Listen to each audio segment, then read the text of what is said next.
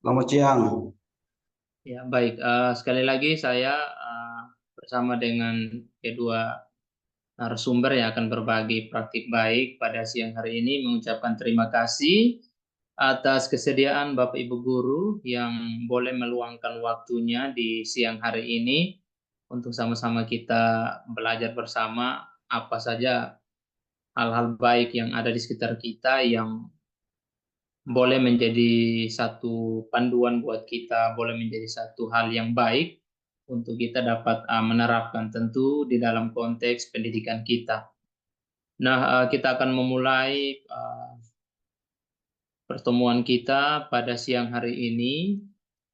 Uh, Sebelum kita memulai lebih lanjut, lalu saya berbicara lagi, izinkanlah kita sebagai orang beriman di sini untuk sama-sama memulai kegiatan kita di dalam doa dan saya akan menuntun kita semua di dalam doa dan izinkan saya untuk berdoa. Ya Tuhan, terima kasih atas kebaikan-Mu bagi setiap kami di mana siang hari ini kami boleh bertemu bersama di dalam online ini Tuhan. Kami akan berdiskusi membahas tentang budaya positif yang ada di dalam sistem pendidikan kami sehingga apa yang boleh kami bahas bersama ini boleh menjadi sesuatu yang memberikan warna yang baru, memberikan tuntunan yang baru bagi setiap kami, sehingga setiap kami sebagai pendidik di tempat ini boleh membangun budaya yang positif di tempat kami mengabdi. Tuhan memberkati beberapa waktu ke depan, memberkati kedua narasumber yang akan berbagi, Tuhan berkati, bahkan setiap kami yang boleh terlibat, sehingga pada akhirnya ada diskusi yang terbangun juga, ada pemikiran yang baru, sehingga semuanya kami boleh mengerti tentang budaya positif ini dan pada akhirnya boleh menindaklanjutinya. Terima kasih, kami sudah berdoa. Amin. Sekali lagi salam dan bahagia untuk kita semua, salam sehat untuk kita semua.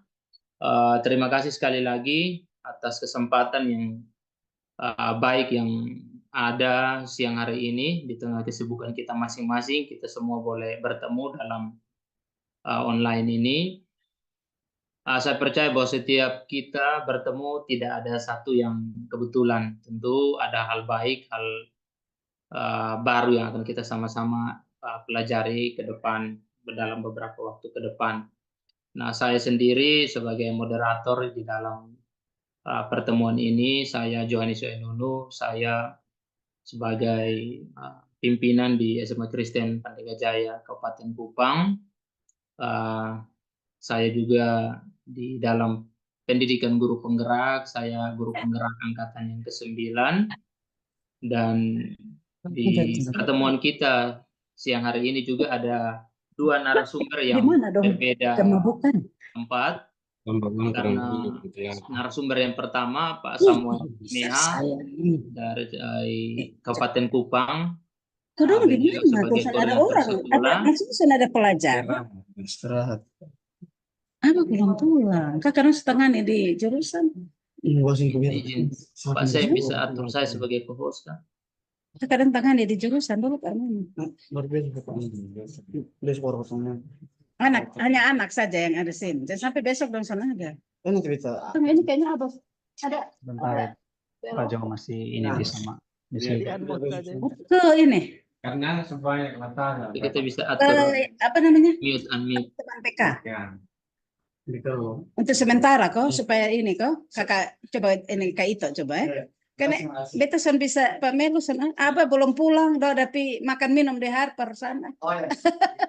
Tolong di unmute Mas itu. ini ya, tolong. Ya. Pak Jo, sudah Pak Jo. Sudah. Iya baik, terima kasih.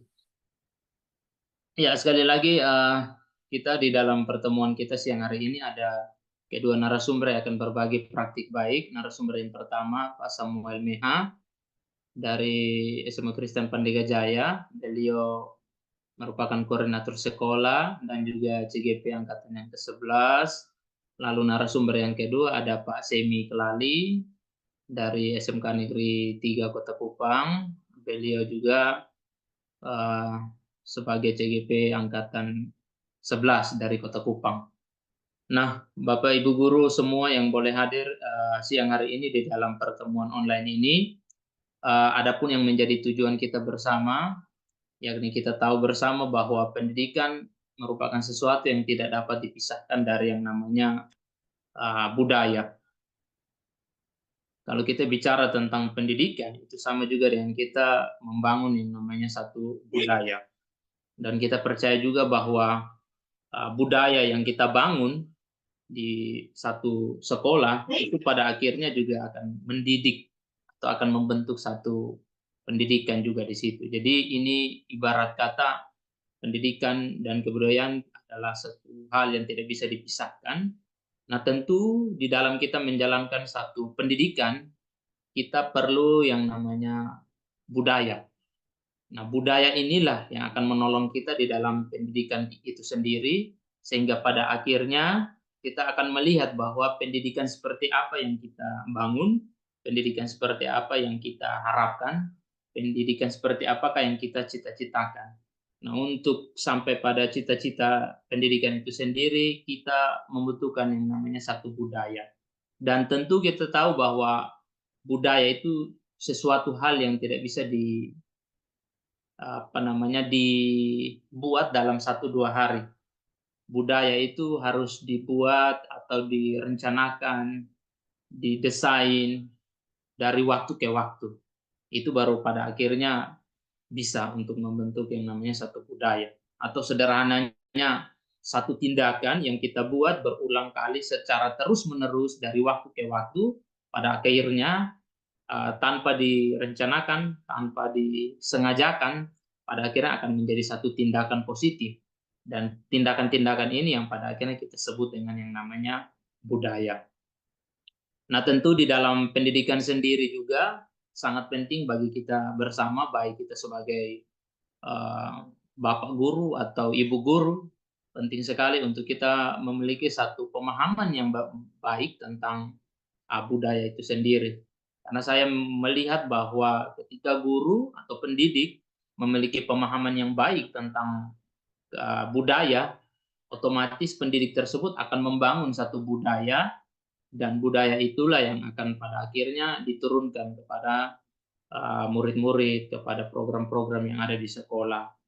Nah, oleh karena itu, Bapak Ibu guru yang saya hormati dan saya kasihi, beberapa waktu ke depan ini, marilah kita sama-sama melihat praktik baik atau apa yang akan dibagikan oleh kedua narasumber, Pak Sem dan Pak Semi, bagi kita semua. Nanti di akhir penyampaian dari Pak Sem dan Pak Semi, kita akan ada diskusi bersama, tanya jawab.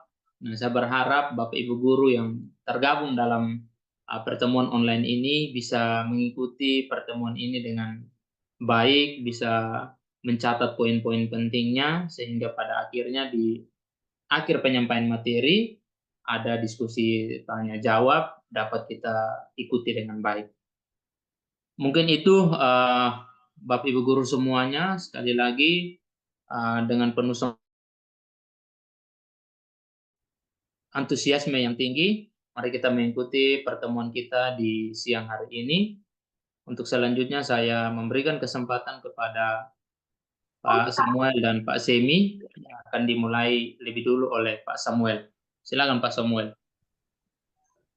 Ya, terima kasih Istri Nuno ya sebagai pimpinan di sekolah SMA Kristen saya. Ya, senang sekali rekan-rekan pada sore hari ini. Ya, saya dengan Pak Semi, saya laku guru bahasa Indonesia di SMK Negeri 3 Kota Kupang. Ya, kami berkolaborasi ya untuk ya bisa sama-sama belajarlah dengan teman-teman untuk kita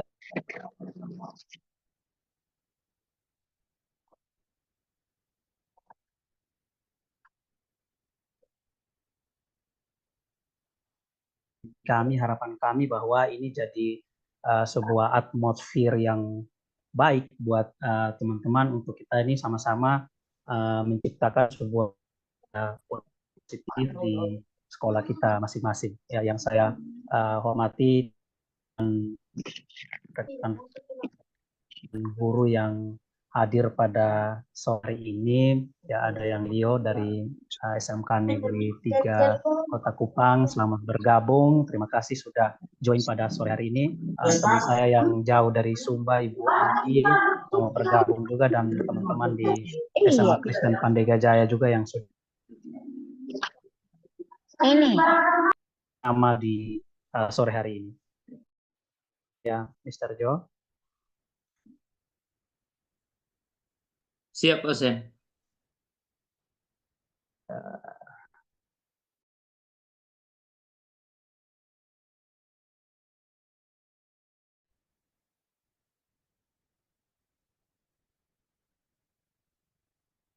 Apakah slide saya sudah kelihatan, Pak? Belum, Pak. Ini gelap di sini.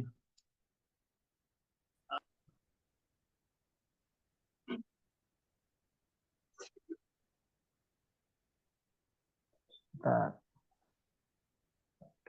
Coba saya berbagi ya, Pak. Coba. Mr. Jo ada pegang slide saya tadi? Ya, sabar. Oke.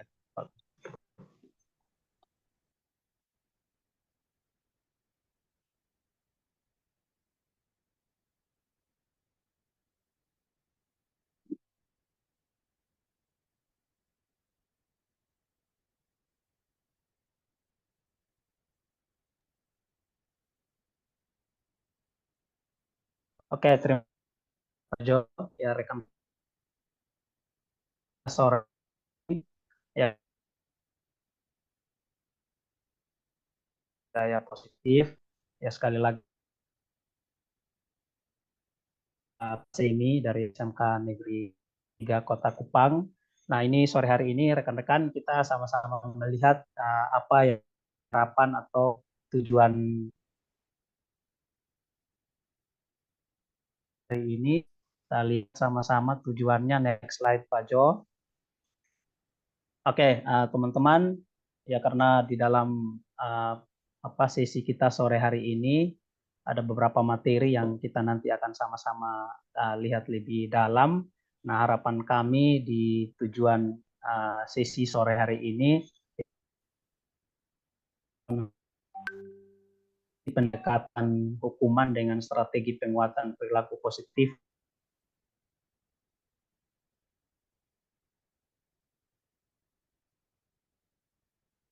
Ini mungkin jadi bahan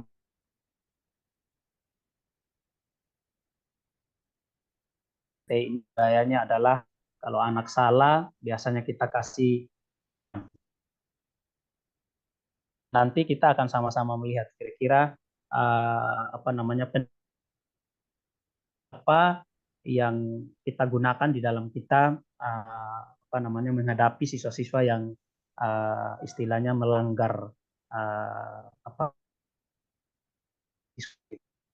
yang kedua adalah ya kita sama-sama belajar untuk kita bisa jadi guru yang memotivasi siswa secara intrinsik dan mendidik mereka melalui proses pemulihan, yaitu ada segitiga restitusi ya gitu. Dan yang ketiga, sama-sama mau menciptakan lingkungan belajar yang aman, nyaman, dan saling menghormati melalui kesepakatan.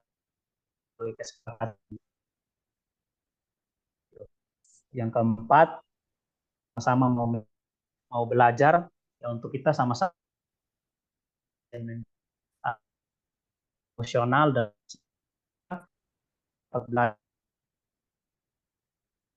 kita sama-sama juga membantu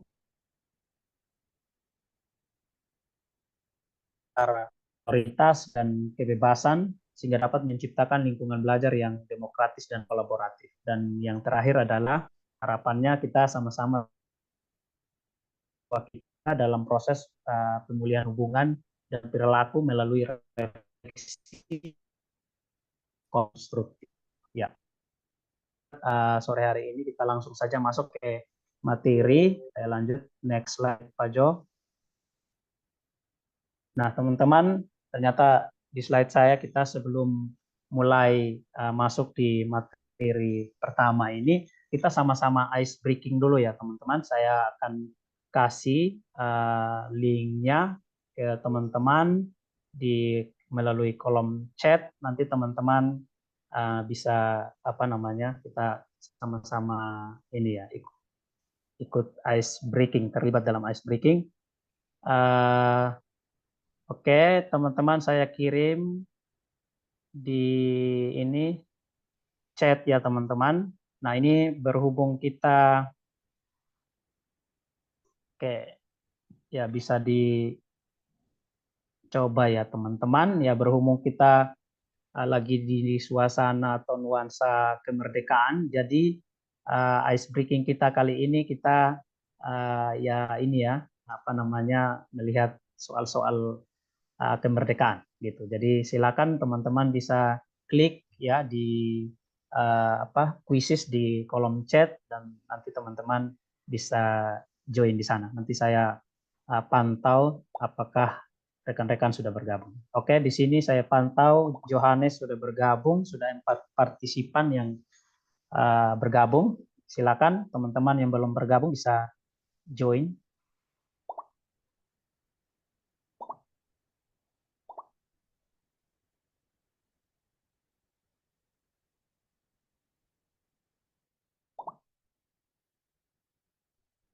Oke, sudah ada 8 partisipan.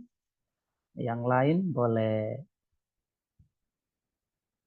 mencoba.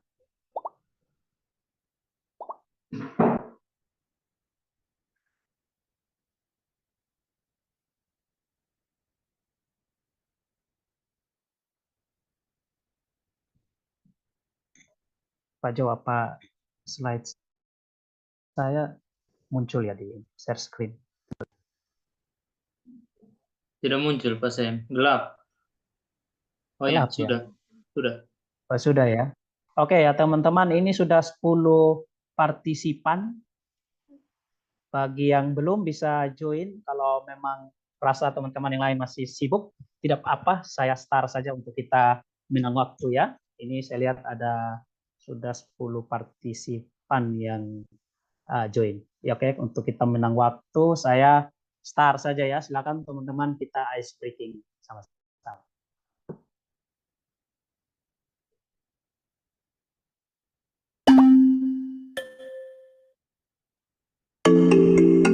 Oke, sudah bisa mulai teman-teman.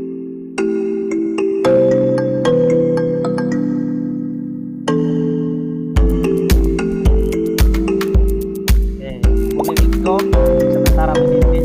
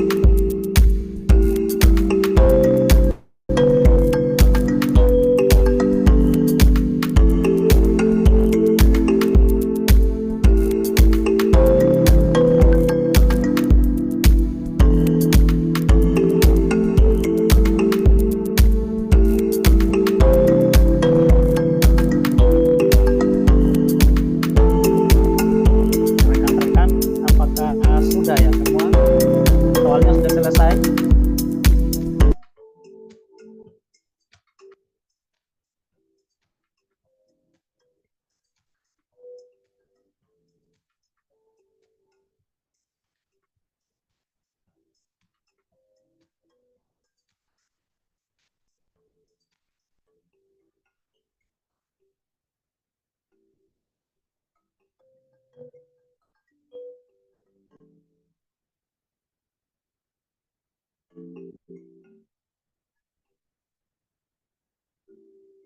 Sam, ini tampilannya gelap semua, Pak. Gelap, oh.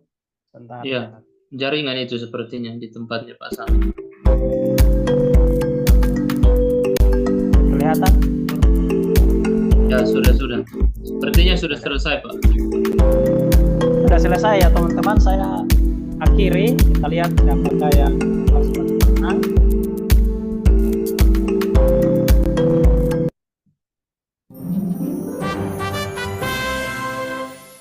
Ya, ada Ibu Ligo, ada Pak Jo, dan Ibu Anggi. Thank you buat keterlibatannya, luar biasa. Oke, saya stop share screen. Pak Jo bisa bantu saya untuk ini slide-nya supaya saya fokus untuk ini. Oke, teman-teman, kita sudah selesai ice breaking. Kita masuk di materi kita di sore hari ini. Silakan next slide, Pak Jo. Oke, teman-teman, ini yang nanti kita akan sama-sama dalami lebih jauh. Ya, ini budaya positif. Itu nanti ada yang pertama itu adalah disiplin positif. Terus yang kedua ada nanti teori motivasi. Dan yang berikut ada keyakinan kelas. Nanti saya akan membawakan 3 topik ini. Setelah itu topik 4, 5, dan 6 nanti disampaikan oleh Pak Seni. Nah, saya memulai dari disiplin positif.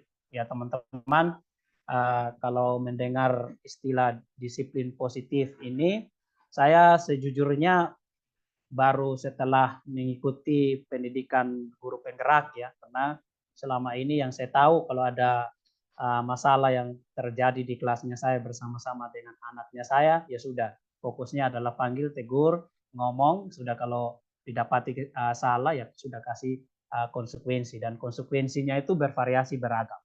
Nah, namun di kesempatan hari ini ya saya coba membagikan hal-hal yang telah kami proses dalami lewat pendidikan guru penggerak untuk ya menambah pemahaman kita dan memperkaya kita bagaimana kita jadi guru yang menghadirkan budaya positif di kelas dan nanti bahkan dia bergerak ke sekolah di ranahnya yang lebih besar. Nah, kita kalau lihat rekan-rekan berbicara tentang disiplin positif, nah tentunya kita pasti paham bahwa definisi dari disiplin positif itu adalah bagaimana ya kita berfokus pada pengembangan karakter dan perilaku positif. Ya lewat apa? Yaitu lewat pendekatan yang mendukung, terus membimbing dan bahkan kita mengarahkan siswa.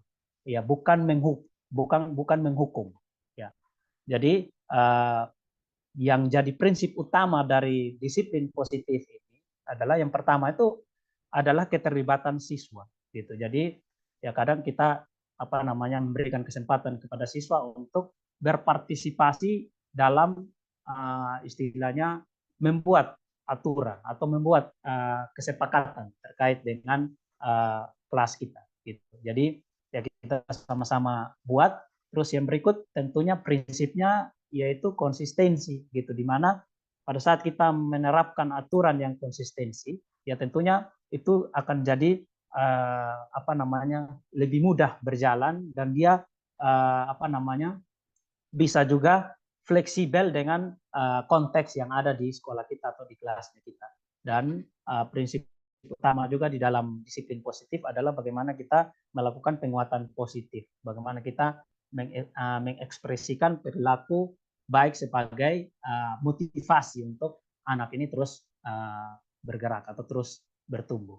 Ya seperti itu. Jadi ya salah satu contoh yang sering yang saya pada akhirnya lakukan di dalam kelas setelah saya mendalami pendidikan guru penggerak ini, ya tentunya di dalam mau buat aturan kelas, ya kesepakatan kelas, ya kita ya sama-sama berdiskusi dengan anak-anak di kelas untuk kita sama-sama menetapkan aturan kelasnya kita ini bagaimana. Jadi kita sama-sama berdiskusi, terus jika ada hal-hal masukan-masukan positif dari siswa, ya sudah kita memberikan pujian yang spesifik terkait usulan-usulan masukan-masukan dari siswa terkait perilaku-perilaku positif yang akan kita hidupi di dalam kelas seperti itu. Nah, jadi itu poin-poin utamanya ya. Jadi teman-teman ya, dari apa yang tadi kita sudah sama-sama lihat ya berkaitan dengan pendekatan di dalam membangkitkan budaya positif ini melalui fokus pengembangan karakter dan nilai-nilai, ya tentunya hal pertama yang kita harus lakukan langkah-langkah penerapan disiplin positif di dalam kelasnya kita, sekali lagi di dalam menetapkan aturan bersama kita melibatkan siswa. Nah, terus kita juga sebagai guru, individu guru, tentunya di dalam proses itu kita ada yang namanya penguatan perilaku positif, di mana kita memberikan pujian, kita memberikan motivasi, dorongan terhadap perilaku-perilaku positif yang ditunjukkan oleh siswa di kelas kita, gitu. Dan kita juga bisa memberi ruang atau menggunakan kesempatan untuk kita sama-sama berefleksi jika dalam berjalannya proses di kelas ada hal-hal atau terjadi pelanggaran, kita ajak siswa kita untuk ayo kita sama-sama berefleksi. Ini kesepakatan kelas kita sudah sama-sama sepakati seperti ini. Nah, kira-kira bagaimana? Apakah kita sudah menghidupi atau tidak? Jadi ya kita kembali terus mengingatkan secara konsisten di kelasnya kita. Jadi kita lihat siswa kita ribut atau kita lihat siswa kita tidak masuk tepat waktu di kelas, kita bisa kembali merefleksikan keyakinan atau kesepakatan yang telah kita tetapkan bersama di dalam kelas. Nah, itu terkait dengan disiplin positif. Nah, teman-teman, kita nanti akan lihat di dalam selain disiplin positif yang kita juga pelajari di pendidikan guru penggerak ini. Nah, kita juga sama-sama belajar tentang teori motivasi. Nah, di sini ada teori motivasi, terus juga ada hukum penghargaan dan restitusi. Nah, kita akan sama-sama melihat.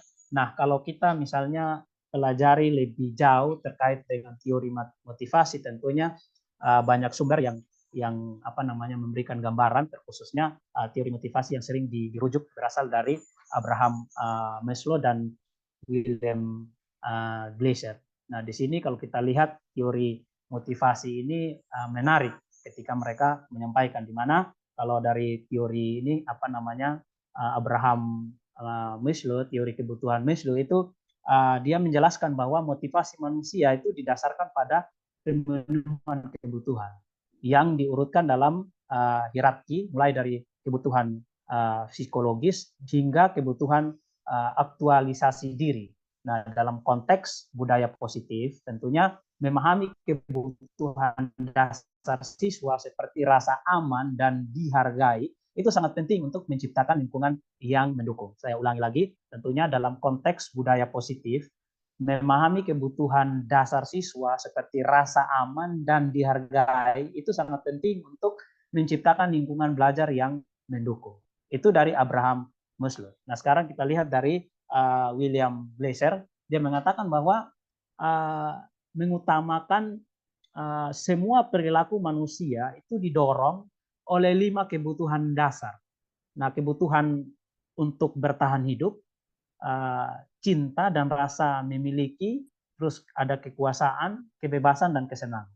Nah, dalam teori motivasi ini dipandang sebagai dorongan internal untuk memenuhi kebutuhan tersebut. Jadi Glasser di sini juga menekankan bahwa penting sekali sekolah kualitas yang dimana memfasilitasi pemenuhan kebutuhan dasar ini dan mendorong siswa untuk belajar dengan sukarela dan penuh tanggung jawab, gitu. Jadi kalau kita mau lihat dari kedua teori ini, ya penting sekali dalam pembentukan strategi budaya positif, ya di mana fokusnya adalah pada pemenuhan kebutuhan siswa dan pemberian motivasi yang mendorong perilaku positif siswa di sekolah. Nah, ini berdasarkan dua teori ini. Nah, jadi itu teori motivasi ini dari teori motivasi dari dua tokoh ini. Nah, kalau kita berbicara teori motivasi, tentunya ada ada 1, 2, 3, 4. Nanti ada 4 teori nanti. Yang pertama itu adalah motivasi intrinsik, di mana dorongan dari dalam diri untuk melakukan sesuatu karena kepuasan pribadi. Itu teori motivasi yang pertama. Dan motivasi yang kedua adalah ekstrinsik, di mana dorongan untuk bertindak berdasarkan hadiah atau hukuman eksternal. Terus yang berikut, teori motivasi berikut adalah hukuman, yaitu di mana menghentikan perilaku buruk dengan konsekuensi negatif seringkali bersifat sementara dan tidak mendidik. Terus yang berikut adalah penghargaan, pemberian insentif untuk perilaku baik dapat mengembangkan ketergantungan kepada hadiah. Dan yang terakhir, teori motivasi yang terakhir adalah restitusi, di mana proses memperbaiki kesalahan dengan cara yang mendidik, mengajarkan tanggung jawab dan pemulihan hubungan. Nah, teman-teman, ketika kita melihat pola pendekatan kita di kelasnya kita, kira-kira kita lebih cenderung menggunakan teori motivasi apa gitu. Ya, apakah selama ini kita lihat kita menggunakan hukuman kah, di mana kita anak misalnya terlambat masuk kelas, oke, kamu disiplin kamu ya sudah push up, sit up 50 kali gitu. Nah, tentunya ini otomatis pasti teori motivasi yang pendekatan teori yang kita gunakan di dalam kelasnya kita berarti ya teori hukuman, di mana kita menghentikan perilaku buruk dengan dengan sebuah harapan ya konsekuensi yang kita kasih itu bisa mengubah keadaan. Nah, sementara dari ini kita bisa lihat sebenarnya konsekuensi ini masih dalam tanda kutip negatif ya, karena bersifat sementara dan tidak mendidik gitu. Jadi kalau kita kasih konsekuensi fisik ya sudah, anaknya ya sudahlah sementara, ya sudah selesai. Jadi ya sudah, intinya saya sudah jalankan konsekuensi saya, ya saya sudah push up, saya sudah sit up, ya sudah selesai. Ataukah kita juga selama ini mungkin kita menggunakan teori motivasi yaitu penghargaan, di mana ya kita kemarin waktu kita sama-sama ikut kegiatan ternyata di dalam kurikulum Merdeka ini sudah tidak diperbolehkan ya kita tuh anak melakukan segala sesuatu di kelasnya kita kasih reward, kita kasih hadiah. Nah, itu sebenarnya tidak diizinkan ya di dalam kurikulum 2013 karena nanti kesannya kita membawa anak untuk bergantung kepada hadiah. Nah, yang diajarkan idealnya di dalam pendidikan guru penggerak, dan ini juga yang sementara saya juga sedang berusaha untuk hidupi di kelas saya, yaitu segitiga restitusi. Nah, segitiga restitusi ini enak caranya, metodenya di mana ya kita memperbaiki kesalahan dengan cara yang mendidik, mengajar, tanggung jawab, dan bahkan pemulihan hubungan. Jadi anak itu tidak mengalami rasa kepahitan, merasa dihakimi lewat pendekatan ini, gitu. Jadi ya nanti teman-teman contoh penerapannya ya kalau teman-teman di Pandega Jaya ya kemarin kita in-house training, kita sudah sama-sama beberapa kali in-house, kita sudah sama-sama memang masuk materi ini terus dimasukkan di dalam materi IHT supaya habit ini budaya ini jadi habit atau jadi karakteristik di sekolah ini gitu. Jadi kita IHT-nya selalu masukkan penerapan segitiga restitusi di kelas. Jadi selalu ada kasus dan kita sama-sama berkolaborasi, kita saling berperan jadi guru, jadi siswa yang nanti kita menyelesaikan problem ini. Nah, jadi kita nanti bisa coba di kelasnya kita, nanti akan dilengkapi oleh Mr. Semi. Nah, gitu. Jadi itu ya teman-teman. Yang berikut teman-teman kita masuk ini berkaitan dengan poin-poin ya penerapan di dalam kelas kita yang perlu kita sama-sama lihat berkaitan dengan hukuman, penghargaan, dan restitusi. Nah, kalau berbicara tentang hukuman, ya sekali lagi kita akan biasa langkah-langkah yang kita lakukan, ya kita identifikasi perilaku anak. Ya, di mana guru mulai lihat, ya ini kira-kira masalahnya apa nih? Oh, ternyata terlambat datang kelas misalnya, masuk ke kelas gitu. Lalu kita langsung memberi hukuman. Ya, guru memberikan hukuman sesuai dengan konsekuensi yang dilakukan oleh anak. Mungkin berdiri di pojok ruangan atau kamu keluar di dalam kelas dan kamu tidak ikuti proses pembelajaran. Nah, ini mestinya pendekatan-pendekatan ini itu masih sifatnya masuk kepada kategori hukuman gitu. Jadi dampak negatif dari pendekatan ini ya sudah, anak bisa saja kepahitan dan anak bisa saja kehilangan gairah di dalam dia belajar gitu. Dan bahkan kadang kalau misalnya berkaitan dengan penghargaan juga, ya kita biasa kalau di sekolah misalnya guru mengamati dan tiba-tiba ada hal yang dilihat dari anak ini, oke, siapa yang hari ini berkelakuan baik ya, oh ya luar biasa di kelas kita, dia lihat kok anak ini suka menolong terus dikasih penghargaan. Nah ini juga sebenarnya mestinya kurang lengkap ya kalau penghargaan ini diberikan kepada anak, terus anak ini jadi ke depan orientasinya adalah oh dia mau melakukan tindakan yang benar atau tindakan-tindakan positif jelas hanya untuk dapat hadiah gitu. Jadi ini yang kita sama-sama hindari ya teman-teman. Nah ini berkaitan dengan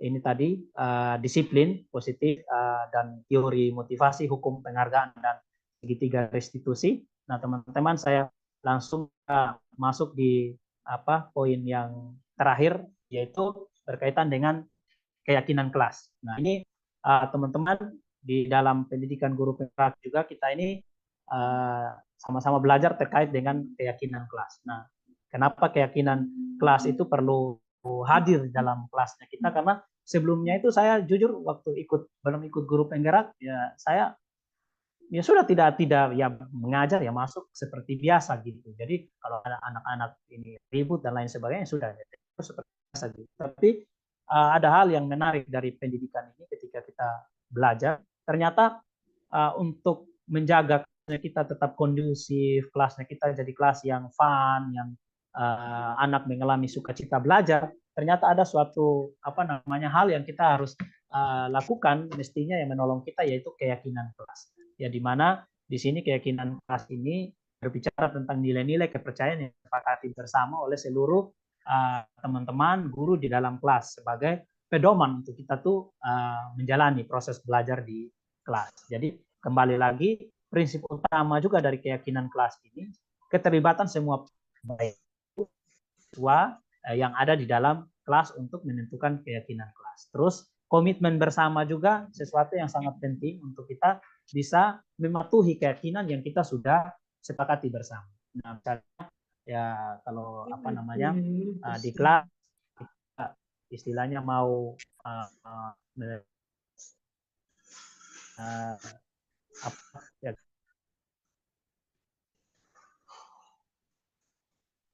anak kita dan lain sebagainya, kita back. Jadi kita kan sudah sepakati bahwa kelasnya kita keyakinannya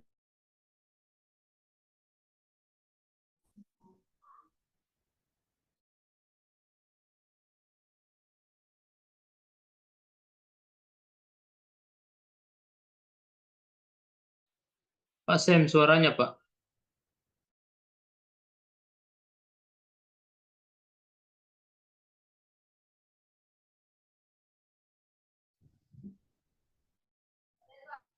suara saya masih jelas terdengar, Bapak Ibu? Sudah kembali normal. Tadi hilang Pak. Oke, ya, oke teman-teman, ya ini berkaitan dengan keyakinan kelas. Ya tentunya kita terus budayakan ini di kelasnya kita sehingga membentuk sebuah habit di mana pada saat ada hal-hal yang keluar dari kesepakatan dan sebagainya, ada sebuah keyakinan yang kita jadikan poster yang kita bisa dalam kelasnya kita, dan guru sama siswa itu tanda tangan bersama, itu bentuk kita telah menyepakati keyakinan atau kesepakatan yang ada di kelas kita, sehingga itu jadi acuan untuk kita hidupi secara bersama-sama. Ya, jadi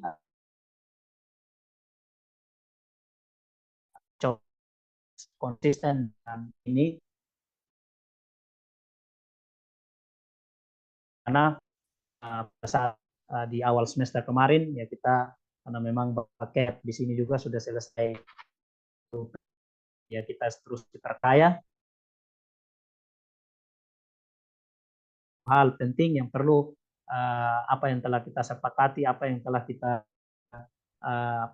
buat ya, rancang bersama dengan siswa di kelas, perlu yang namanya konsistensi. Nah, konsistensi ini tentunya itu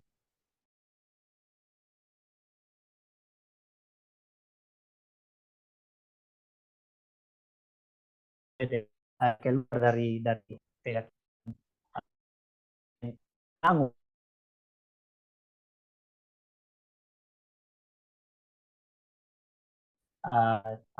stuck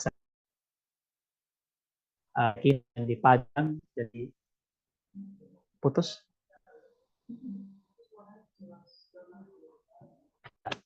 Nah, seperti itu rekan-rekan. Nah, saya nanti teman-teman kita akan lebih banyak di waktu diskusi nanti kita bisa saling berbagi, saling share apa yang teman-teman sudah pelajari, terkhususnya di poin-poin yang telah tadi sudah saya sampaikan. Selanjutnya saya langsung berikan kesempatan kepada Mr. Semi untuk melanjutkan materi selanjutnya.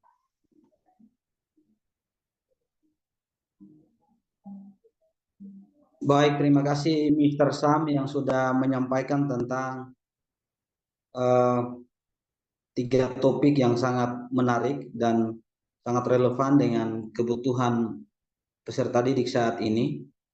Dan pada sore hari ini izinkanlah saya untuk menyapa seluruh teman-teman guru hebat yang sudah bergabung dalam Zoom kali ini, di mana pada sore hari ini saya akan melanjutkan materi terkait dengan penerapan budaya positif di sekolah yang berkaitan dengan kebutuhan dasar manusia, lalu ada posisi kontrol guru, dan segitiga restitusi. Suara saya terdengar jelas, Pak Jo? Jelas, Mister. Baik, slide berikut.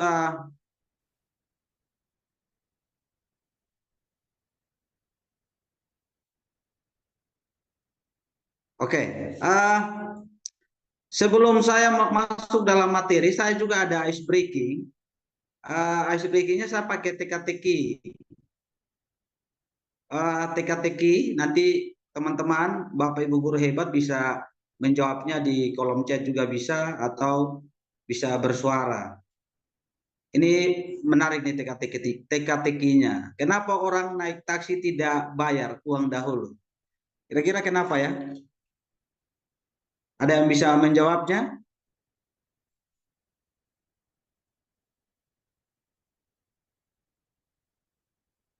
Pasang? Atau Pak Jo? Saya Pak. Oh ya, Pak Jo, Pak Eskil, silakan. Karena uang dulu udah nggak kepake Pak, harus pakai uang sekarang Pak. Benar sekali ya, kita berikan aplaus untuk Pak Yes ya. Selanjutnya, jika dibutuhkan waktu 10 menit untuk merebus 1 butir telur, berapa waktu yang diperlukan untuk merebus 5 butir telur, Pak? Sama Pak, 10 menit juga. Sama ya, 10 menit lagi. Terima kasih Pak Yes yang sudah berpartisipasi dalam teka-teki ini. Ya, ini sekedar hanya untuk kita senang-senang, kita rileks sejenak untuk masuk ke dalam materi kali ini. Slide berikut Pak Jo. Baik, pada sore hari ini khususnya saya akan membedah lebih lanjut terkait dengan kebutuhan dasar manusia, posisi kontrol guru, dan segitiga restitusi. Nah, pada sore hari ini saya percaya bahwa kita semua yang hadir dalam Zoom ini tentu memiliki banyak pengalaman dalam menangani siswa kita, khususnya di sekolah kita masing-masing. Yang pertama, kita akan belajar tentang kebutuhan dasar peserta didik. Jika kita lihat bahwa setiap tindakan yang dilakukan oleh setiap individu itu tentunya memiliki tujuan yang beragam, di mana semuanya kita lakukan itu atas dasar hal yang ingin kita kejar atau yang ingin kita capai bersama. Nah, begitupun juga dengan peserta didik kita, di mana terkadang ketika kita berada di sekolah, khususnya yang bagian kesiswaan itu kita cenderung untuk berhadapan dengan siswa dengan karakter, dengan tindakan yang beragam yang dilakukan oleh mereka, dan terkadang hal-hal ini membuat kita itu merasa jengkel, merasa emosi dan lain sebagainya, sehingga menyebabkan kita terkadang melakukan hal-hal yang tidak baik, bahkan yang tidak harusnya tidak boleh dilakukan oleh seorang guru, bahkan kita lakukan.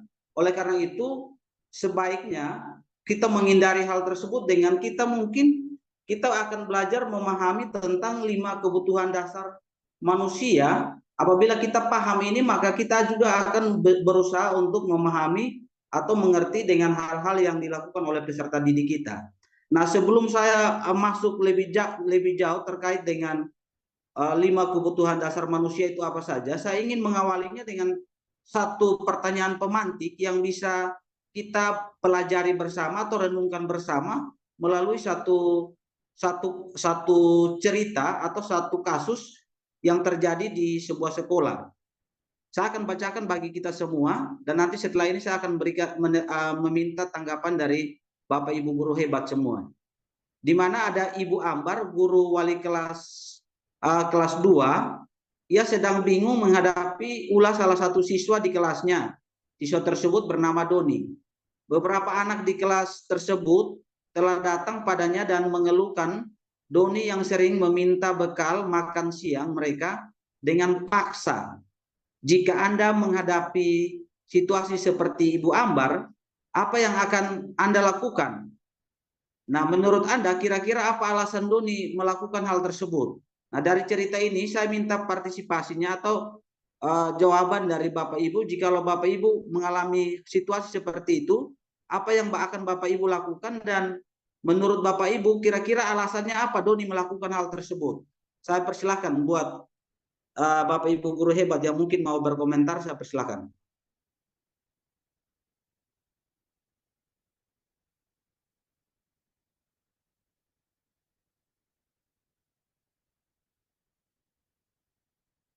Adakah yang mau berkomentar jika ada di posisi Ibu Ambar?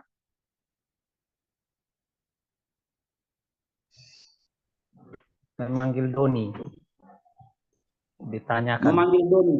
ya alasan apa dia lakukan hal tersebut.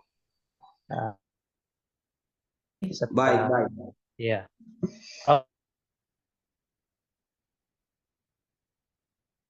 Baik, dari Mr. Sam artinya memanggil Doni ya. Baik, hal ini berkaitan dengan 5 kebutuhan dasar yang harusnya kita ketahui bersama. Apabila kita paham, maka kita akan dengan mudah menganalisis atau mengatasi persoalan yang dihadapi oleh Doni tadi, atau kasus yang dihadapi oleh Ibu Ambar. Nah, jika kita slide berikut Pak Jo. Nah, jikalau kita perhatikan 5 kebutuhan dasar manusia itu dibagi menjadi, yang pertama itu kebutuhan bertahan hidup. Artinya bahwa setiap orang itu memiliki kebutuhan untuk bertahan hidup dari aspek kesehatannya, dari rumahnya, dari makanan, dan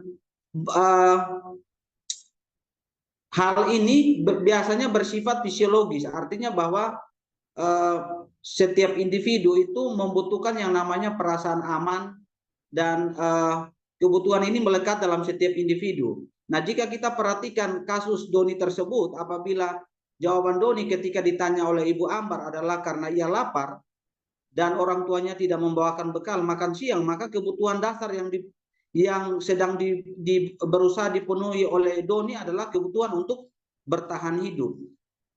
Dan yang berikut itu selain bertahan hidup ada kasih sayang dan rasa ingin diterima. Artinya bahwa setiap individu siswa itu membutuhkan yang namanya kebutuhan akan hubungan atau koneksi sosial, atau kebutuhan untuk menerima kasih sayang dari setiap individu. Oleh karena itu, jikalau kita kaitkan dengan kasus Doni tersebut, apabila Doni menjawab bahwa alasan mengambil bekal temannya karena ia merasa senang ketika temannya memperhatikan dia dengan perbuatan tersebut, maka hal yang ingin dipenuhi oleh Doni adalah kebutuhan akan kasih sayang atau rasa ingin agar diterima di lingkungannya. Dan yang ketiga itu adalah penguasaan atau kebutuhan pengakuan atas kemampuan. Nah, terkadang anak-anak kita ini mereka menginginkan agar mereka ini didengarkan atau dihargai. Oleh karena itu, jikalau kita kaitkan dengan kasus yang tadi, apabila jawaban Doni dia merasa hebat karena temannya jadi takut dengan dia dan menuruti keinginannya, maka sebetulnya Doni sedang berusaha memenuhi kebutuhan dasarnya yaitu kekuasaan. Ia ingin menguasai teman-teman di dalam kelasnya.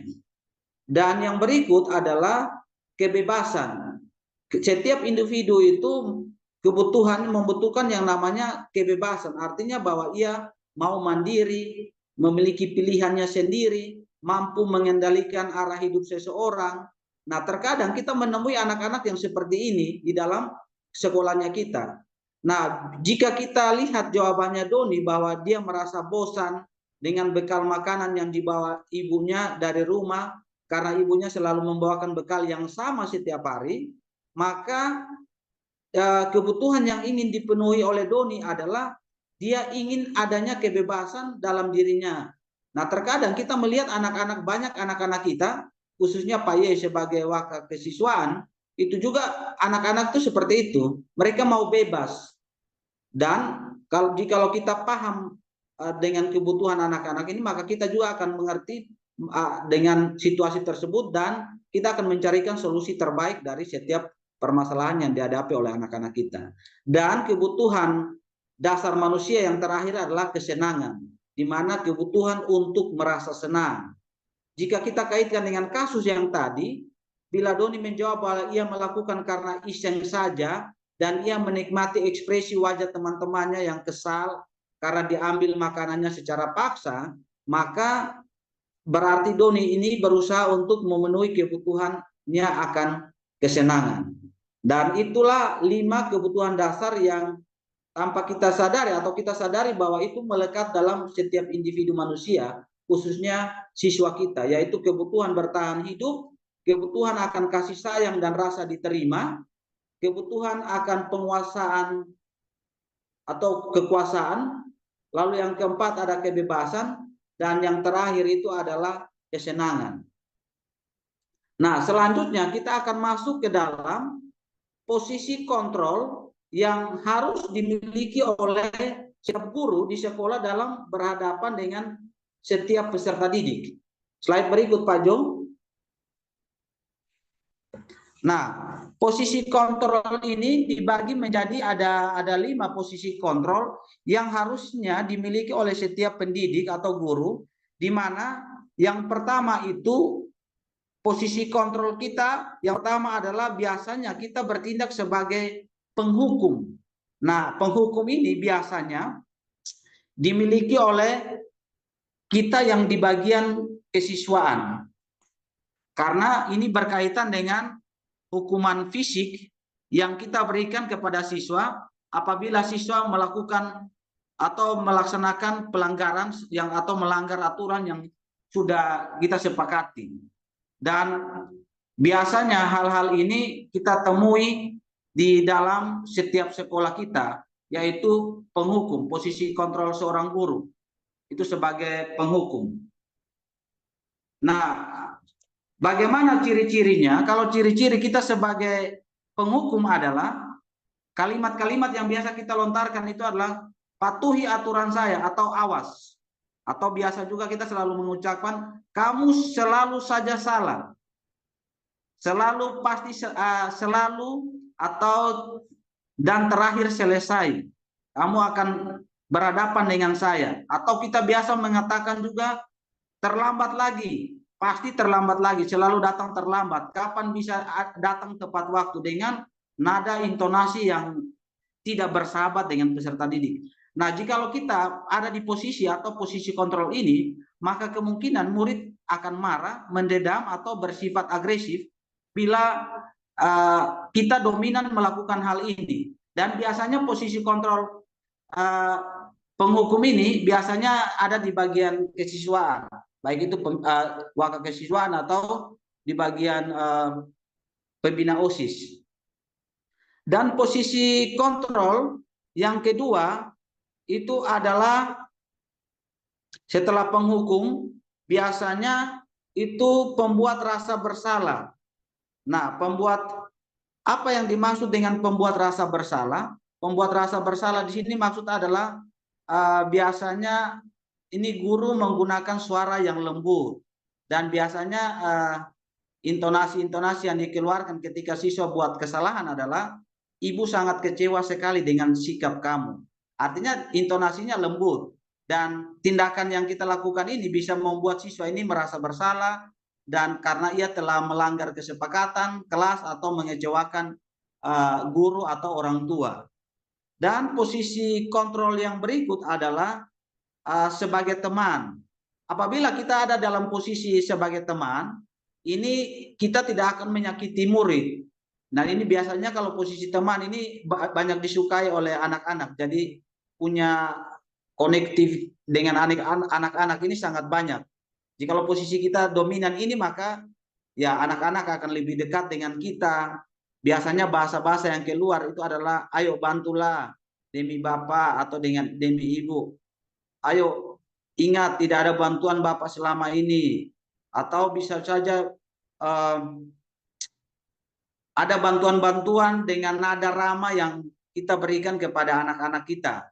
Nah, tetapi perlu kita ketahui, apabila kita dominan dengan ini, maka anak murid ini akan merasa senang dan akrab dengan guru. Ini memang akan memberikan dampak positif. Tetapi jangan kita lupakan bahwa hal tersebut bisa memberikan murid ini tergantung dengan kita. Bila ada masalah, dia akan merasa bila ada masalah, dia merasa bisa mengandalkan guru tersebut. Sehingga bisa saja dia bisa mengatur kembali guru. Oleh karena itu, tidak salah apabila kita menempatkan posisi kita sebagai posisi teman, tapi jangan lupakan agar kita tahu batasan-batasan yang harus kita lakukan. Dan yang berikut adalah posisi kontrol sebagai pemantau. Di sini biasanya nada-nada yang kita ucapkan ini adalah nada-nada yang biasanya lembut atau datar ketika berhadapan dengan siswa, di mana bahasa tubuh yang kita gunakan juga biasanya formal. Contohnya misalnya, tahukah kamu jam berapa kita memulai? Tapi dengan nada yang lembut, nada yang datar, dan bahasa tubuh yang formal. Kalau kita sebagai posisi pemantau. Dan hasilnya apabila kita melakukan posisi kontrol ini, murid akan memahami konsekuensi yang ia terima atau akan ia jalankan karena ia telah melanggar peraturan yang ada di sekolah. Dan posisi kontrol terakhir adalah manajer. Nah, posisi manajer ini biasanya dimiliki oleh pimpinan-pimpinan atau leader yang ada di sekolah. Nah, yang terakhir ini berkaitan dengan segitiga restitusi. Seperti yang sudah bisa slide berikut, Mr. Joe. Seperti yang Mr. Sam katakan tadi, bahwa restitusi itu memiliki arti bahwa kita ini memperbaiki kesalahan dengan cara yang baik, di mana tujuannya adalah kembali menguatkan karakter yang kuat dalam diri dalam hal yang baik. Apabila dia sudah berbuat salah, maka kita akan berusaha untuk memperbaiki kesalahan yang ada. Nah, segitiga restitusi ini saya percaya bahwa mungkin sebagian dari kita sudah pernah mempelajari ini, dibagi menjadi 3, di mana yang pertama itu menstabilkan identitas, lalu yang kedua itu adalah validasi tindakan yang salah, dan yang ketiga adalah menanyakan keyakinan. Nah, biasanya menstabilkan identitas itu kalimat yang akan kita gunakan adalah, tidak ada manusia yang sempurna. Semua orang itu pernah berbuat salah. Saya memanggil kamu ini, saya ingin mencarikan solusi yang terbaik dari permasalahan yang kamu hadapi. Itu teknik untuk mengatasi persoalan siswa dengan menstabilkan identitas. Dan biasanya kalimat yang lontarkan itu seperti itu. Lalu yang kedua adalah validasi tindakan yang salah. Itu kita akan berusaha untuk menanyakan kepada siswa atau orang yang salah ini, dengan cara kita akan memastikan bahwa atau menanyakan alasan kenapa orang tersebut atau siswa tersebut melakukan kesalahan tersebut atau melakukan hal tersebut. Lalu kita bisa bertanya, apakah kamu merasa bangga dengan apa yang kamu lakukan? Dan hal ini biasanya membuat siswa itu merasa bersalah dengan tindakan yang ia sudah lakukan. Dan yang terakhir adalah menanyakan keyakinan. Lalu ini kita bisa kaitkan dengan keyakinan kelas yang sudah dilanggar oleh siswa tersebut, dan kita bertanya terkait dengan tindakan apa yang akan ia lakukan ke depan untuk memperbaiki kesalahan yang dilakukan olehnya. Nah, Bapak Ibu guru hebat semua, apabila kita melaksanakan, memahami kebutuhan dasar manusia, kita mengetahui posisi kapan kita melaksanakan posisi-posisi kontrol yang ada, dan kita memahami penerapan segitiga restitusi dalam setiap mengatasi persoalan yang dihadapi oleh siswa, saya percaya bahwa kita akan membantu siswa kita menuju atau memperbaiki diri mereka menjadi orang-orang yang hebat. Karena apa? Percayalah bahwa setiap siswa yang datang ke tempat kita dari beragam latar belakang. Oleh karena itu tugas kita adalah memastikan ketika mereka masuk dan keluar, mereka memperoleh sesuatu dari lembaga pendidikan di mana tempat kita bekerja. Mari terus bekerja untuk membantu anak-anak kita mengatasi setiap persoalan-persoalan yang mereka hadapi. Terima kasih. Demikian yang bisa saya sampaikan pada sore hari ini. Saya kembalikan ke Pak Jo.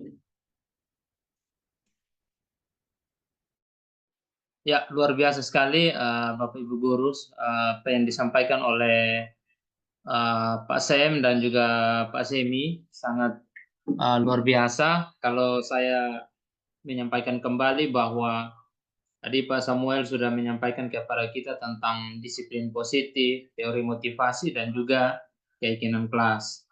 Lalu Pak Semi menyampaikan kepada kita tentang kebutuhan dasar manusia, dalam hal ini peserta didik, lalu apa posisi kontrol kita sebagai guru, dan kalau kita menghadapi anak-anak yang bermasalah atau punya problem, maka kita bisa menerapkan segitiga restitusi.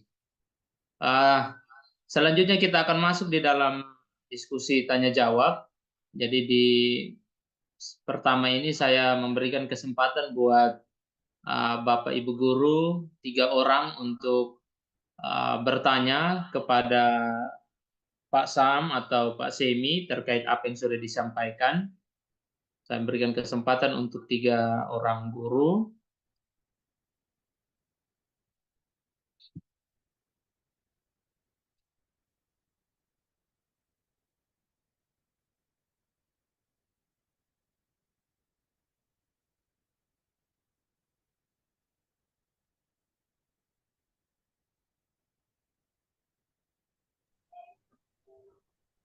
Mungkin ada yang mau share, berbagi pengalaman, boleh juga.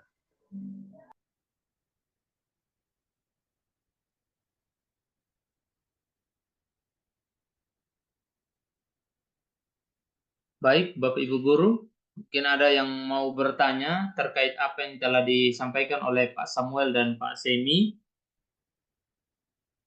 ataupun ada yang mau berbagi dengan apa yang materi yang telah disampaikan oleh Pak Samuel dan Pak Semi.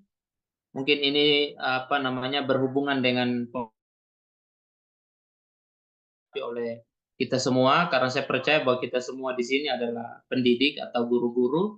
Tentu setiap hari kita berhadapan dengan para murid, dan di dalam berhadapan dengan para murid tentu sangat kompleks sekali hal yang kita temukan. Ya, jadi saya memberikan kesempatan kepada Bapak Ibu guru untuk bertanya ataupun mau menanggapi apa yang sudah disampaikan oleh Pak Samuel dan Pak Semi terkait apa yang dialami langsung atau dihadapi langsung oleh Bapak Ibu guru di sekolah masing-masing.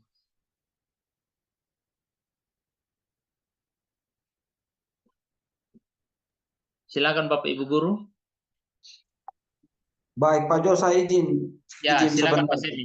Ya. Baik, sebelum saya menambahkan sedikit, saya ingin mengucapkan terima kasih. Di sini sudah ada beberapa teman alumni PPG dari Universitas Negeri Muhammadiyah Makassar yang sudah bergabung. Terima kasih. Dan ada pimpinan juga dari SMK Negeri 3 Kupang. Terima kasih. Dalam hal ini Ibu Esther, terima kasih sudah bergabung. Dan teman-teman dari Pandega Jaya luar biasa hari ini bergabung dalam kegiatan Zoom ini. Tentu saya ingin berbagi, menguatkan lagi yang tadi sudah disampaikan terkait dengan posisi-posisi kontrol yang atau penanganan segitiga restitusi yang selama ini kita lakukan di sekolah. Dan tadi pagi saya sempat ada jam dengan siswa, dan siswa ini anaknya baik, ramah, dengan nilai akademik yang bagus juga, ranking kelas. Dia sempat menyampaikan satu ceramah terkait dengan kekerasan yang dilakukan oleh guru. Ketika dia mengambil topik ini, saya melihat bahwa merefleksikan kembali kepada diri saya sebagai tenaga pendidik, dan saya kaitkan dengan posisi kontrol dan segitiga restitusi. Ini apa yang disampaikan oleh anak ini ada benarnya juga, bahwa jikalau kita memiliki pengendalian diri yang bagus, kita akan mampu mengatasi setiap persoalan-persoalan yang dihadapi oleh anak-anak kita. Namun ada akan berbeda kayak kasusnya seperti kami dengan jumlah siswa yang sangat banyak ini, memang butuh ada posisi kontrol penghukum yang benar-benar dia bisa menjalankan posisi itu. Dan ada yang harus menempatkan dirinya sebagai pembuat rasa bersalah, dan harus ada yang sebagai teman, dan ada yang harus sebagai pemantau dan manajer. Karena apabila semuanya berada pada posisi penghukum, maka akan sangat sekolah akan tidak tahu akan seperti apa lagi. Karena posisi penghukum ini akan menghukum secara fisik maupun verbal. Dan saya secara pribadi tidak menyarankan hal ini bisa dilakukan. Tetapi kita juga harus mengetahui batasan-batasan dalam diri kita, kapan kita sebagai penghukum, kapan sebagai pembuat rasa bersalah, teman, pemantau, dan bahkan kapan kita bertindak sebagai manajer. Demikian Pak Jo, saya tambahkan itu saja. Baik, terima kasih Pak Semi. Baik, sekali lagi Bapak Ibu Guru yang mengikuti pertemuan pada sore hari ini, saya memberikan kesempatan untuk Bapak Ibu Guru untuk menanggapi apa yang telah disampaikan oleh Pak Samuel dan Pak Semi. Boleh bertanya ataupun boleh menyampaikan ya umpan balik lah, paling tidak apa yang disampaikan oleh Pak Semi dan Pak Samuel ini terkait dengan posisi kita di dalam sekolah masing-masing. Mari silakan berbagi.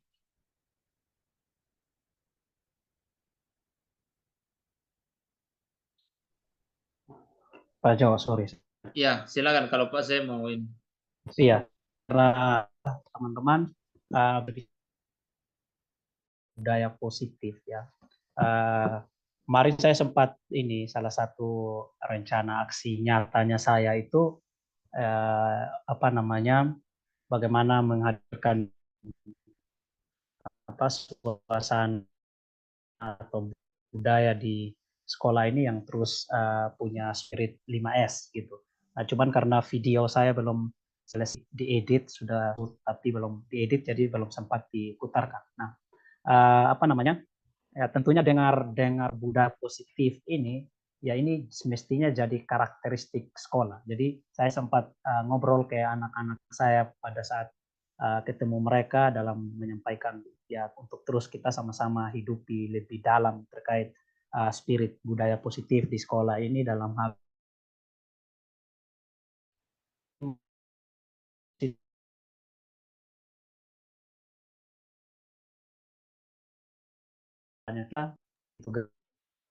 Pak Sem, suaranya Pak Sem putus-putus, kami tidak dengar jelas apa yang disampaikan.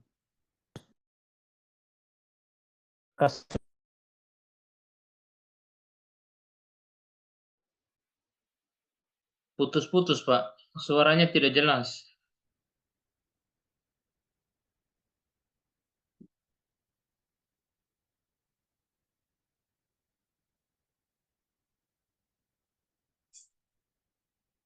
Ya, sambil jaringannya Pak Sem yang ya sepertinya terlempar. Baik Bapak Ibu guru yang mengikuti Zoom pada sore hari ini, sekali lagi jika ada yang mau bertanya terkait hal yang tadi disampaikan oleh Pak Samuel dan Pak Semi, saya berikan kesempatan, ataupun ada yang mau menyampaikan apa yang terjadi di sekolahnya ketika menjumpai anak-anak atau murid-murid, ya mari silakan berbagi praktek baik terkait dengan budaya positif ini saya berikan. Ya, silakan untuk Ibu Doli, saya berikan kesempatan. Silakan Ibu Doli. Oke, selamat sore. Saya Doli dari Pandega. Saya izin bertanya terkait materi dari Pak Semi. Saya ini kan tadi mendengar kalau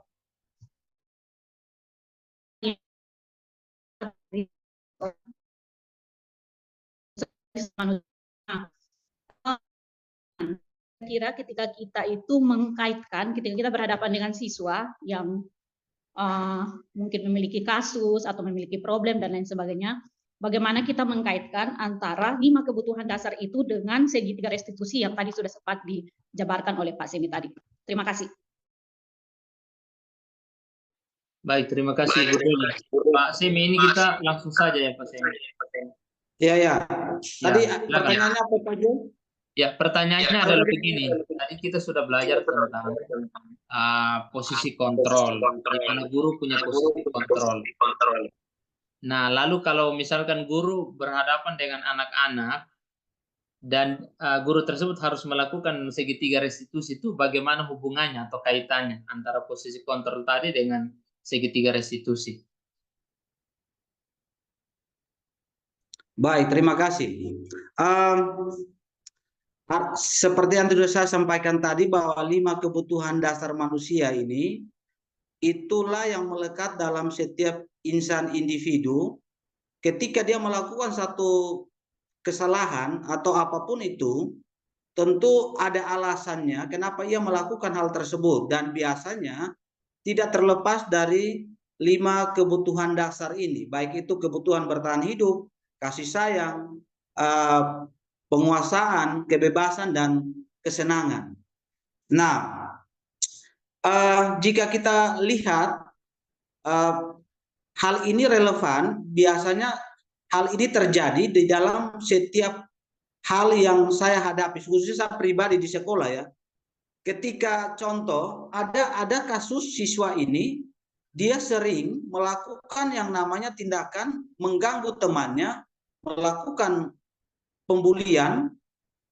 Ketika ditelusuri lebih jauh, ternyata ia punya problem di dalam lingkungan keluarganya, di mana ia tidak mendapatkan yang namanya kasih sayang, sehingga ia melampiaskan hal tersebut. Ia ingin mencari perhatian dari teman-teman yang lain, dari teman-temannya, bahkan sampai dengan level bapak ibu gurunya. Ia ingin mencari, membuat saja hal-hal yang membuat ia dipanggil, ia bertemu dengan guru-gurunya terkait dengan persoalan yang ia lakukan. Nah, Bapak Ibu, jikalau misalnya kita ini tidak memiliki posisi kontrol yang baik, atau kita tidak memahami kapan kita akan berada di dalam posisi penghukum, pembuat rasa bersalah, teman, pemantau, dan manajer, maka otomatis ketika kita berhadapan dengan kasus ini, jujur kalau saya pribadi pasti saya akan lebih dominan kepada posisi saya sebagai penghukum. Karena apa? Kalau misalnya saya tidak memahami segitiga restitusi, saya tidak akan mengetahui apa persoalan alaminya. Karena kalau kita melihat lagi di posisi segitiga restitusi itu kan ada menstabilkan identitas, lalu tindakan yang kedua adalah validasi tindakan yang salah dan menanyakan keyakinan. Nah, coba kita lihat yang di bagian validasi tindakan yang salah, itu kan biasa pertanyaan yang muncul adalah kira-kira apa alasan kenapa kamu melakukan hal tersebut. Nah, Bapak Ibu, kalau misalnya kita tidak memahami dengan tepat, dengan baik segitiga restitusi ini, saya percaya bahwa kita pasti karena sudah melakukan hal ini, anak-anak sudah melakukan hal ini, maka pasti kita akan mengambil posisi penghukum yang lebih dominan di situ. Jadi menurut saya dari lima kebutuhan dasar ini, 5 posisi kontrol dan segitiga restitusi ini memiliki keterkaitan yang erat sebagai tenaga pendidik dalam mengatasi setiap persoalan yang dialami atau dihadapi oleh kita sebagai Bapak Ibu guru. Oleh karena itu apabila kita tahu posisi kontrol kita, maka kita akan tahu kapan bertindak sebagai penghukum, pembuat rasa bersalah, teman, pemantau, dan manajer. Dengan apa? Dengan kombinasi dengan pola penanganan segitiga restitusi. Itu yang bisa saya tambahkan. Mungkin ada tambahan dari Mr. Sam, saya persilakan. Ya, terima kasih Pak Semi. Ya, baik Ibu Doli, ini berkaitan dengan apa yang sudah ditanyakan. Hanya semakin mau mengclearkan, melengkapi apa yang sudah disampaikan oleh Pak Semi. Saya sih sebenarnya merekomendasikan untuk kita sebagai pendidik mestinya harus benar-benar menguasai pola atau segitiga restitusi gitu ya, karena sejauh ini ketika saya berusaha untuk menerapkan di kelasnya saya, itu sepertinya memang sangat menyenangkan buat siswa sendiri, karena kita tahu tadi apa yang sudah disampaikan. Biasanya di dalam kelas ini kan kita punya banyak case, punya banyak masalah yang sering muncul gitu. Lewat pendekatan segitiga restitusi ini, tentunya ini akan membawa anak-anak itu tahu salahnya di mana, mengakui kesalahannya, dia memikirkan solusi atas kesalahan yang dia lakukan, dan bahkan sampai kepada dia mengeksekusi apa yang nanti perencanaan yang dia lakukan atau komitmen apa yang dia bangun gitu. Tadi sudah sangat jelas disampaikan oleh Mr. Semi terkait kalau misalnya saya mendapati salah satu siswa saya, nah ini 3 tahapan di dalam segitiga restitusi ini jadi kunci sebenarnya, jadi kunci untuk kita. Kalau kita kuasai ini, wah ini sangat menyenangkan. Siswa ini, terasa siswa akan semakin belajar ya benar-benar merdeka, gitu. Bukan lagi belajar yang aduh ini nanti gurunya kasih konsekuensi dan lain sebagainya. Karena pendekatan-pendekatan yang dilakukan ini menyenangkan. Saya ambil contoh, misalnya ada satu anak melakukan kesalahan, terus saya panggil dia, ya mungkin dia istilahnya membuat temannya menangis kah, atau membuat temannya kecewa dan lain sebagainya. Nah, bayangkan di dalam tahapan menstabilkan identitas saja, kita bisa lihat variasi kalimat yang kita bisa gunakan. Ya, salah satu contohnya gini. Kalimat? Ya, berbuat salah itu tidak apa. Nah, jadi membawa siswa mulai berpikir, iya ya kalau salah ini mestinya bukan sebuah ancaman buat saya, tapi ya tidak apa-apa gitu. Dan bahkan ada kalimat lagi penuntun, ya bahwa tidak ada manusia yang sempurna. Itu saya kalau guru ketemu saya sebagai siswa, kalau dia ngomong begitu waktu saya melakukan kesalahan, itu kayak hati itu kayak yang tadi jantungnya itu benar-benar kecepatannya ini jadi itu kayak menyenangkan gitu. Terus kalau ditanyakan lagi, ya saya ingin mencari solusi dari permasalahan ini dan seterusnya. Wah itu kalau sampai di situ ya kita maksudnya mainkan kalimat-kalimat validasi, wah itu siswa waktu ketemu kita dia, aduh ini berarti saya penyelesaian masalahnya jauh lebih baik. Gitu. Nah terus ada validasi tindakan yang salah. Nah kita kan bisa munculkan pertanyaan, ya kamu pasti punya alasan kenapa kamu melakukan hal tersebut. Ya dia jelaskan gitu. Ya. Terus misalnya kita bisa validasi lagi yang ya bisa terlihat kamu merasa bangga terhadap hasil yang kamu dapatkan. Tapi ada hal yang jadinya merugikan orang lain. Baik sih apa yang kamu lakukan saat ini, tapi kamu lihat lagi itu apakah merugikan orang lain atau tidak. Ya dia bisa berpikir. Gitu. Dan terakhir kita bisa masuk ke bagaimana kita menanyakan keyakinan. Gitu. Nah, keyakinan yang tadi sudah saya sempat sampaikan yang di kelas. Apakah keyakinan kelas yang kita ini sudah apa namanya kita percaya? Oh, saya di kelas ini kita jadi siswa yang saling menghormati, jadi pribadi yang saling menghormati. Nah, itu kita menanyakan karena tadi dia misalnya ganggu temannya saat temannya menangis. Nah, terus kita bisa gali lagi keyakinan apa yang belum kamu tunjukkan. Nah, dia cek lagi, oh apalagi keyakinan yang dia belum istilahnya hidup. Nah, terus apakah tindakanmu mencerminkan keyakinan kelas tersebut? Ya kita tanya lagi. Apakah keyakinanmu apa namanya yang apakah tindakanmu yang kamu lakukan ini sudah mencerminkan apa namanya keyakinan kelas yang kita sudah sepakati atau tidak. Nah, jadi segitiga restitusi ini menyenangkan karena dari apa namanya murid oleh murid dan untuk murid gitu. Jadi itu yang pertama. Terus poin kedua, ya anak tidak merasa yakin, anak tidak merasa bersalah, anak tidak merasa ya jadi istilahnya ya pembuat apa namanya kesalahan yang ya dari semua siswa di situ dia sudah yang paling buruk. Tapi dengan pendekatan ini anak itu kayak ya semua orang yang bisa melakukan. Tapi yang paling penting adalah bagaimana kamu mengakui kesalahanmu, terus memikirkan bagaimana solusinya, terus kamu membuat komitmen untuk melakukan. Gitu. Nah kurang lebih itu sih kalau tambahan dari saya terkait pertanyaan Miss Doli. Baik, terima kasih Pak Sam. Bagaimana Ibu Doli? Cukup ataukah mau menanggapi?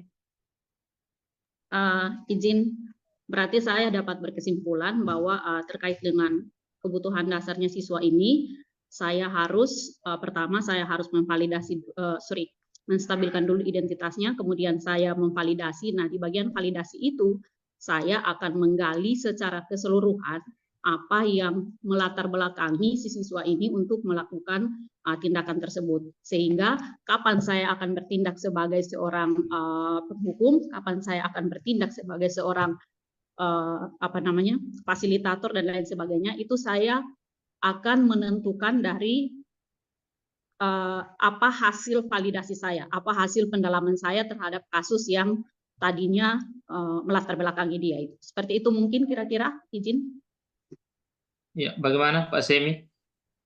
Ya, seperti itu, Ibu Doli, ya. Oke, terima kasih. Cukup Ibu Doli atau ada lagi? Oke, terima kasih Pak Semi dan Pak Sem. Pertanyaan kedua dari yang terakhir. Maksudnya iya. Pertanyaan kedua dari yang terakhir maksudnya. Ini lebih ditujukan kepada Pak Sem terkait dengan budaya positif.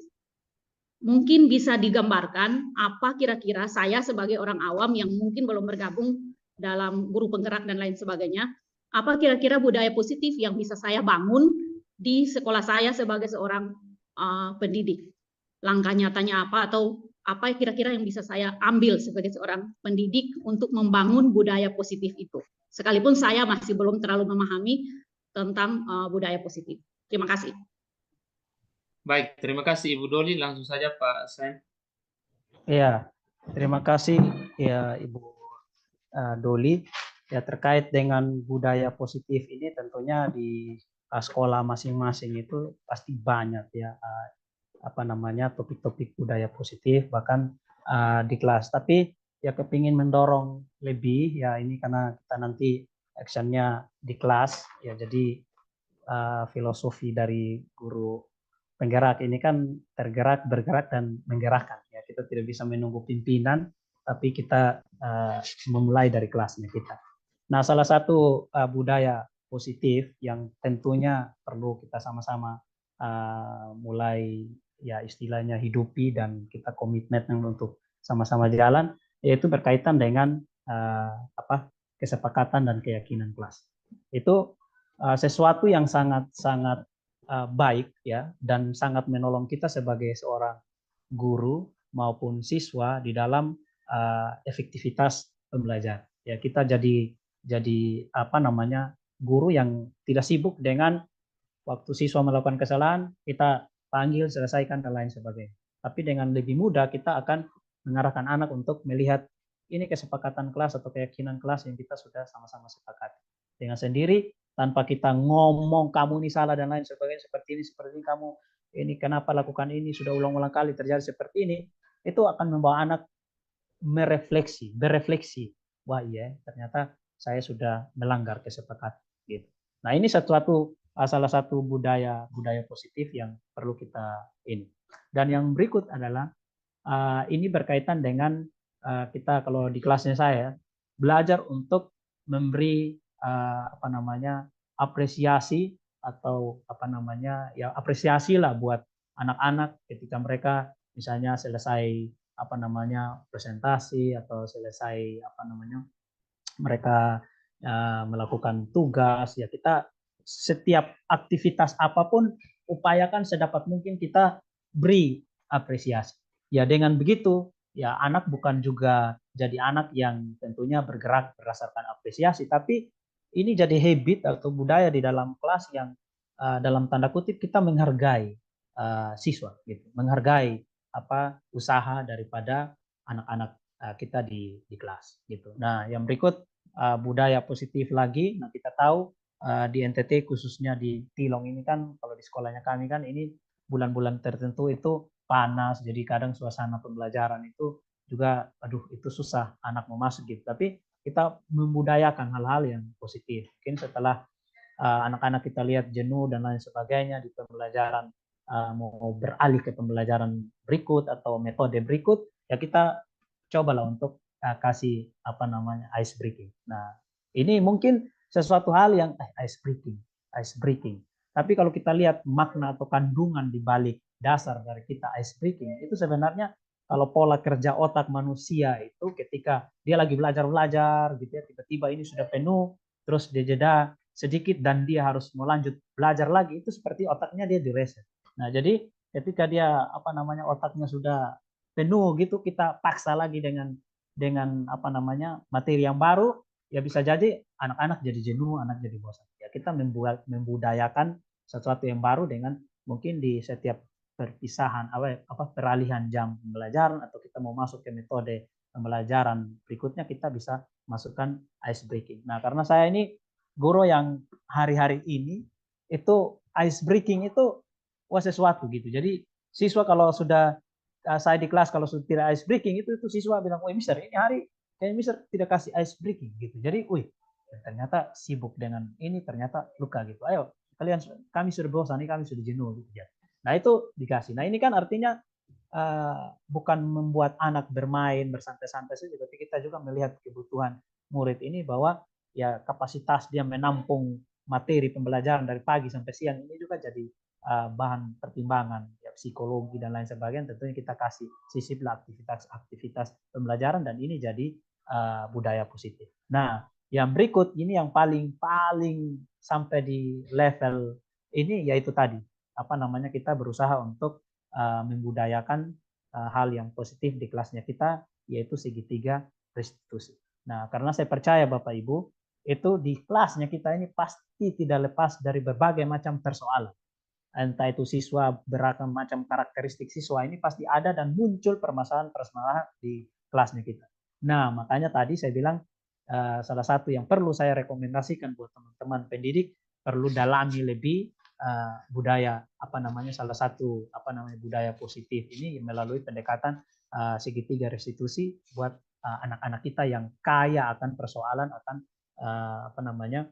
kejadian-kejadian yang kadang menyalahi kesepakatan atau aturan-aturan yang di kelas gitu. Jadi ya seperti itu. Nah, dengan demikian Ibu Doli, aura kelasnya Ibu Doli itu akan berbeda, dan ketika orang datang ke kelas ke sekolah dan lihat Ibu Doli saja, orang sudah bisa tahu bahwa ini guru ini luar biasa gitu. Karena ada hal-hal positif yang Ibu sudah terapkan di kelas sehingga itu jadi benefit buat Ibu Doli dan murid.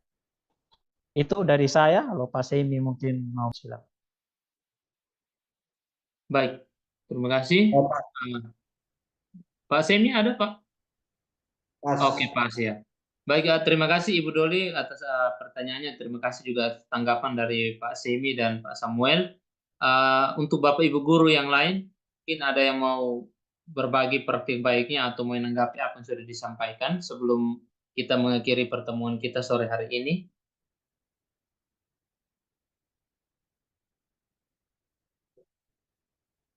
Oke, sepertinya tidak ada. Ya, baik Bapak Ibu guru, terima kasih buat waktu yang telah diberikan bagi kita semua di kesempatan yang baik ini. Kita boleh sama-sama belajar tentang budaya positif. Saya percaya bahwa peran kita sebagai seorang pendidik sangat-sangat vital di dalam kemajuan pendidikan karena ujung tombak dari pendidikan itu sendiri ada di tangan kita. Kita adalah manajer ya di dalam kelas, kita adalah manajer di dalam sekolah. Waktu kita bisa melakukan manajemen dengan baik di dalam kelas dan di dalam sekolah, saya percaya bahwa kemajuan pendidikan akan dapat kita capai bersama.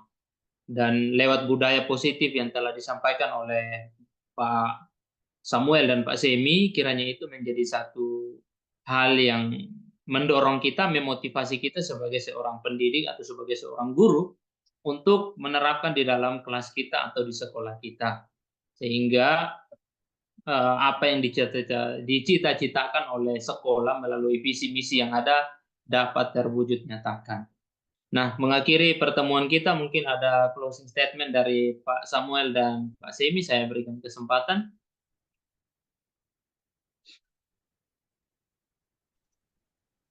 Baik, dari saya mengucapkan terima kasih kepada rekan-rekan semua yang sudah berpartisipasi dalam hal ini, kegiatan sore hari ini.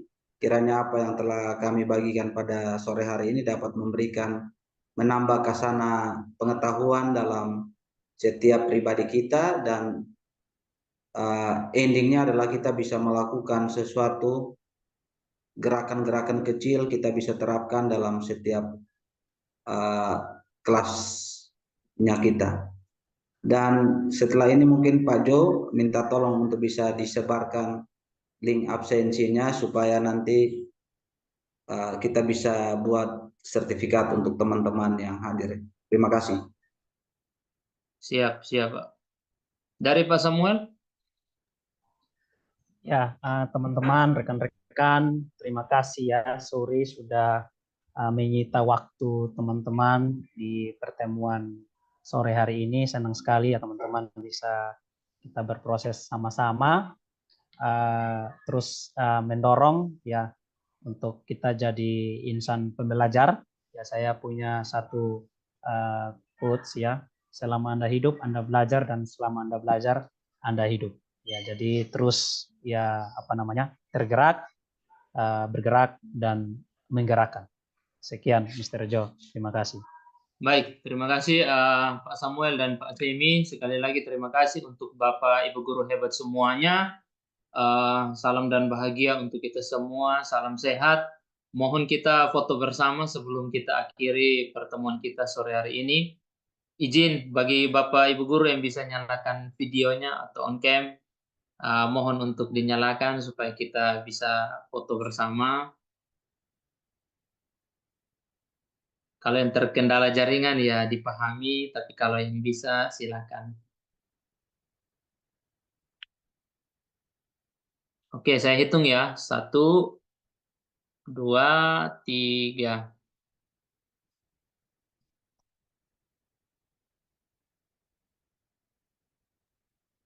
Tambah lagi Pak Jo, sekali lah.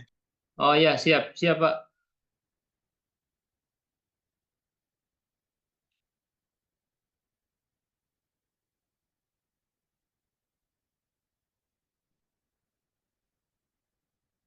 Sabar.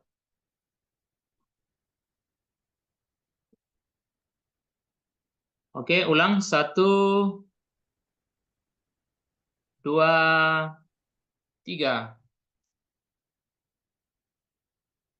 Iya, sudah. Senyumnya sudah disimpan di sini dengan baik. Jangan lupa di-share, Pak. Oh iya, Pak. Siap. Ya, sekali lagi terima kasih untuk kita semua, Bapak Ibu guru semua. Salam kenal buat rekan-rekan guru dari PPG Bahasa Indonesia ya, Pak Semi.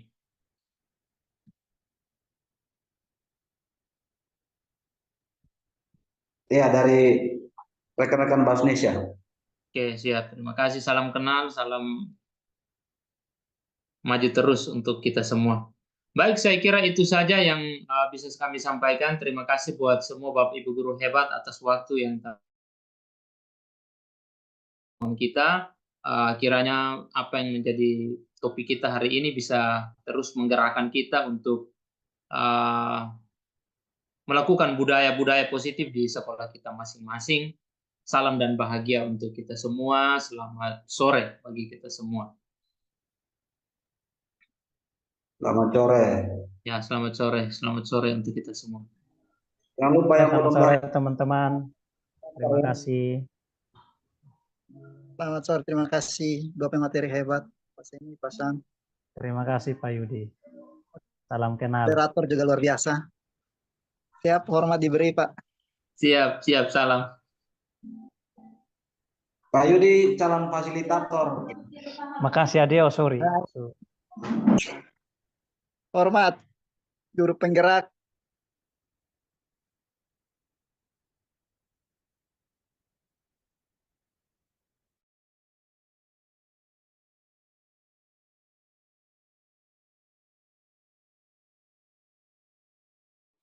Oke, sampai ketemu lagi. Selamat sore semua.